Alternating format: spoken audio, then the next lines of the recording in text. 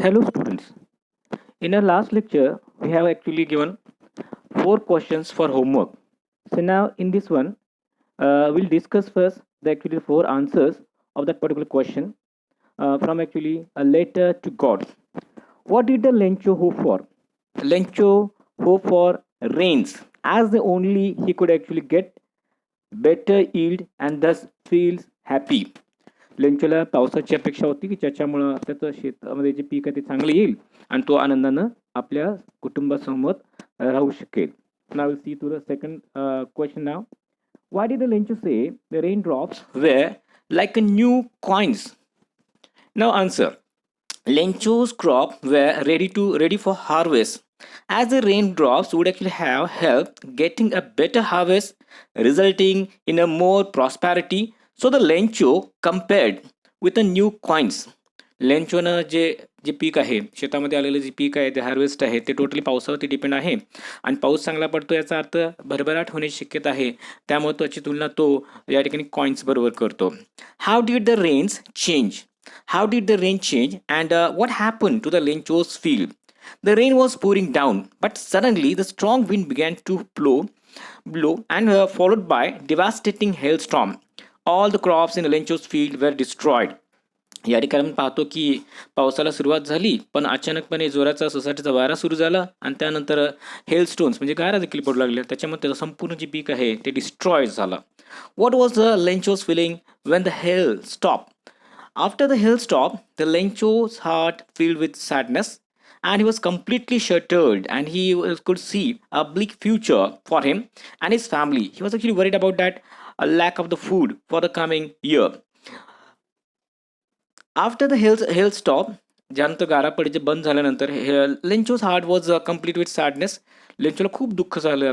ही completely shattered, तो दुःखी झालेला आहे. त्याचं संपूर्ण जे भविष्य आहे त्याला अंधारमय दिसू लागतं आणि आता कुटुंबावरती उपासमारीची वेळ येणार असं त्याला वाटतं. So this all about the 4 questions we discuss here and now will take the second part of that particular story. Now we are on page number 5. Now we see here the 4 paragraphs. We will go one by one. Now the first one. But in the heart of that, or who actually live in a solitary house in the middle of the valley, there was a single hope, help from God. Lencho जरी आजूबाजूला कोण नसलं, शेजारी पाहिजे नसलं तरी सुद्धा एकाकी राहत असला तरी सुद्धा त्याच्या कुटुंबासमवेत व्हॅलीमध्ये तरी सुद्धा त्याला देवावरती प्रचंड विश्वास होता. त्याला असं वाटतं की आपणास देवाकडून मदत मिळतं. तो खूपच साधा सिंपल आहे, भोळा आहे. Don't be so upset even though it seems like a total loss. Remember no one dies of the hunger. त्याच्या मनामध्ये एकच भावना होती की कितीही झालं तर दुःखी करत बसायचं नाही आहे आणि उपासमारीने कोण मरत नाही हे त्याला पक्क माहिती होतं. That's why they say no one dies of hunger. Although all through the night, the Lencho thought only in his hope, the help of God. रात्रभर तो विचार करत राहतो की आपणास देवाकडूनच मदत मिळणार आहे. Whose eyes he has actually been instructed see everything.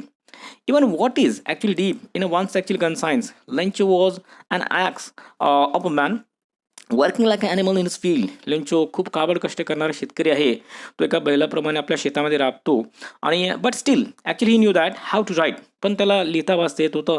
याचा अर्थ त्या ठिकाणी तो लेटर लिहू शकत होता. The following Sunday at the day break, सकाळी उठताच पहाटे, he began to write a letter which himself would carry down to the town and the place in a mail and it was nothing less than a letter to God. त्यानं सकाळी उठून पहिल्यांदा letter लिहिलं, देवाला पत्र लिहिलं आणि ते जाऊन लेटर बॉक्समध्ये जाऊन टाकून आलं. आता ह्यामध्ये आपण पाहिलं की मत्तीची अपेक्षा तो देवाकडून करतो आणि त्यासाठी त्यानं एक मार्ग निवडला, देवाला पत्र लिहायचा. So now will shift to the next paragraph. God, in that particular letter, he has written there, he wrote, if you could don't help me, my family I will go hungry this year. देवा जर परत मला जर मदत करू शकला नाहीस तर माझ्या कुटुंबावरती आणि मला उपासमारीची वेळ येईल. आम्हाला उपाशी राहावं लागेल. I need 100 pesos in order to sow my field again. मला काही पैशाची गरज आहे. Now here we can see that the peso currency of the several Latin American countries. So at that time it was used as a currency. जसं आपल्याकडे भारतीय रुपये आहे तसं त्या देशातील ती करन्सी आहे. त्याला 100 ॲक्च्युअल पेसोची गरज आहे to sow the field again. परत एकदा शेतामध्ये पेरणी करायची असेल तर त्याला तेवढी रक्कम पाहिजे to live until the crop comes. जोपर्यंत त्याला नवीन पीक उगवून येत नाही तोपर्यंत देखील त्याला पैशाची मदत लागणार आहे, गरज लागणार आहे. And because of the hell storm ते क्रॉप डिस्ट्रॉय झालं आहे, त्यामुळे त्याला नवीन पीक येईपर्यंत वाट बघण्याशिवाय पर्याय नाही. He wrote to the God on envelope. त्या एनवलपवरती त्यानं त्या ठिकाणी डेस्टिनेशन ज्याला पाठवायचं आहे त्यासाठी लिहिलं to the God only. And put a letter inside and still trouble went to the town at the post office. आता पोस्ट ऑफिसमध्ये त्याने पत्र पोस्ट केलं.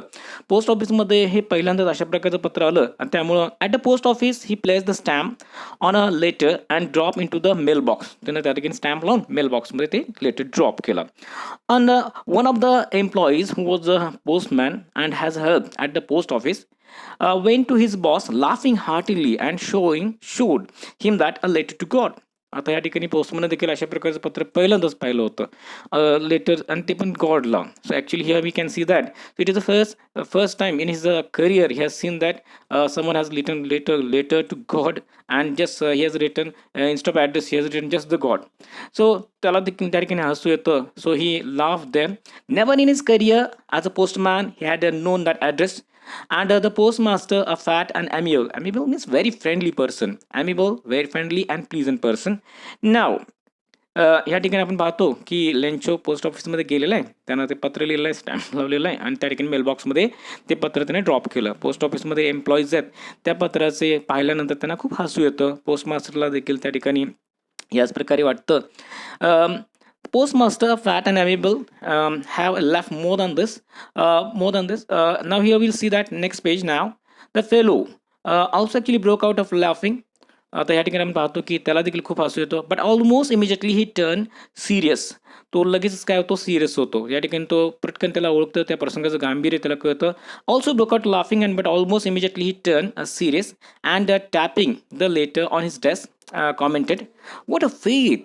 I wish I had faith of a man who wrote this letter.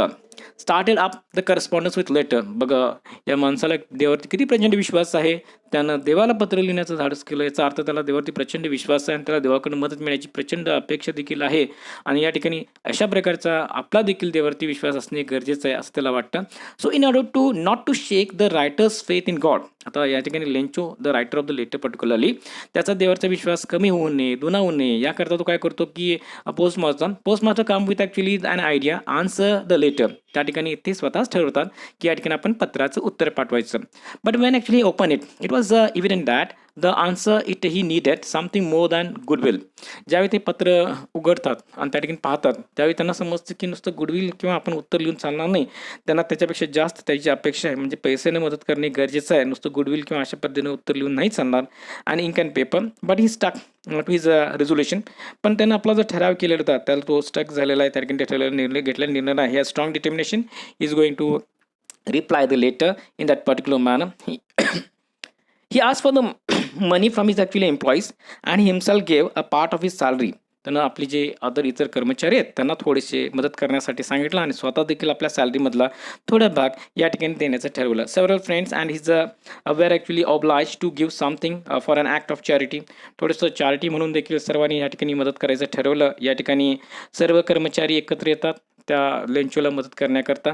या पॅराग्राफमध्ये आपण पाहिलं की लेंचोला मदत करायला पोस्ट ऑफिसमधले कर्मचारी त्या ठिकाणी एक अमाऊंट जमवायच्या तयारीमध्ये आहेत. Now will move next one. It was impossible for him to gather together the 100 pesos and he was able not to send actually farmer only little one more than half. पण सर्वांनी जरी रक्कम जर एकत्र केली तरी सुद्धा ती 100 पेसो होत नव्हती. याचा अर्थ काय, some little more than half. थोडक्यात काय, निम्म्यापेक्षा थोडी जास्त फक्त अमाऊंट एवढीच ते करू शकले. It is not possible for them to pay that entire money.